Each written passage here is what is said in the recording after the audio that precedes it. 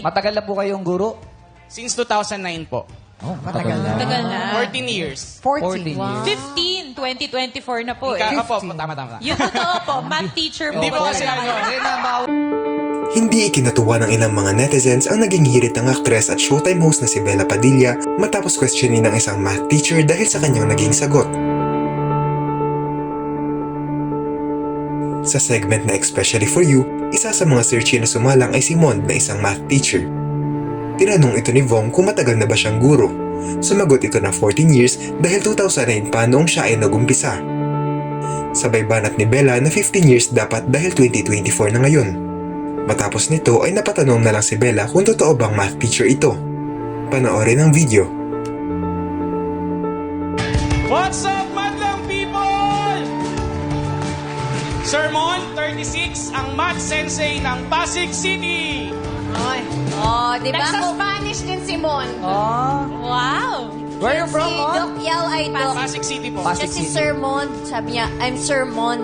Kasi siya Doc Yao. Siya si Sir. Senyor Teacher Carlitos. po, math teacher po. Math teacher. Okay. Math teacher. Saan po kayo nagtuturo ngayon? Pasig City po. Sa Pasig Pasig. City. Matagal na po kayong guro? Since 2009 po. Oh, matagal na. Tagal na. 14 years. 14 Wow. 15, 2024 na po eh. Opo, tama. Yung totoo po, math teacher po. Hindi po kasi Hindi na bawas lang din. 15, 2024 na po eh. Opo, tama. Yung totoo po, math teacher po. Hindi po kasi Hindi na bawas lang. Sorry. Nakalimutan lang. Okay, Si Bella naman eh. Sorry na, last na yun.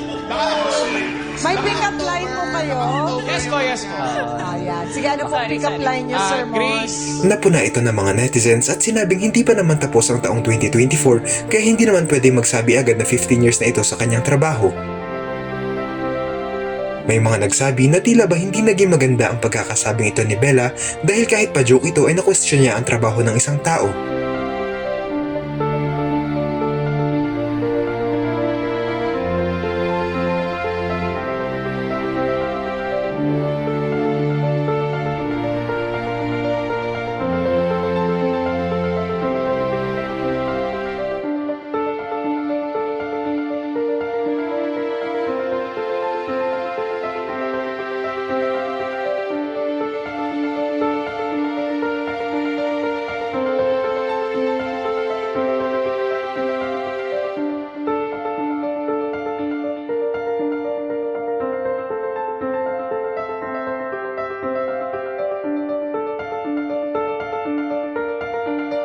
Ano ang masasabi niyo rito?